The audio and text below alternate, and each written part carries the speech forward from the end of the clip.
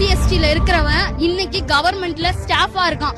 அதே BC இருக்கிறவன் அதே கவர்மெண்ட் இடத்துல பியூனா இருக்கான். என்ன சார் இது? அதுதான் சமூக நீதி. கீழ இருக்கிறவன மேல கொண்டு வந்து உட்கார வச்சாச்சுல. கீழ இருக்கவங்கள நீங்க மேல கொண்டு வாங்க, நாங்க அதை தப்பே சொல்லல. அதுக்கான வழிமுறை தான் இங்க தப்புன்னு நாங்க சொல்றோம். என்ன சரி என்ன கொண்டு வரலான்றீங்க? மார்க் அடிப்படையில வைங்க. 500 மார்க் எடுத்தவனுக்கு ரிசர்வேஷன் கொண்டு வாங்க.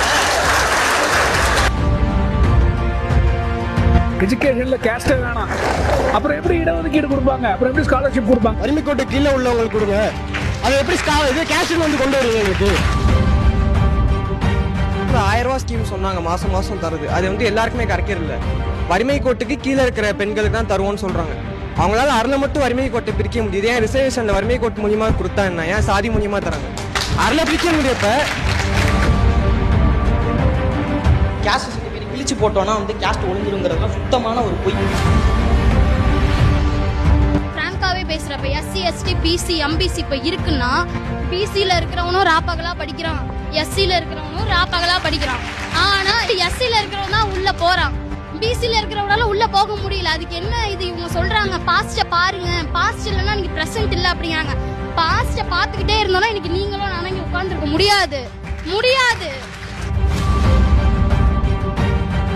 பணக்கார ஏழைன்றது பிரச்சனை இல்ல, மேல் ஜாதி கீழ் ஜாதின்றதுதான் பிரச்சனை.